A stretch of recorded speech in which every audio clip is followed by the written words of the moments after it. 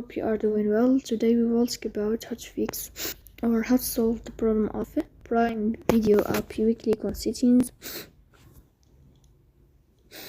In this page, you will click on apps, default apps, app settings.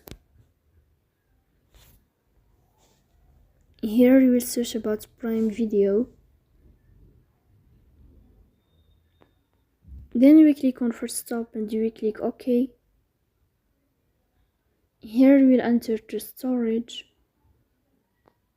Then you will click on clear cache.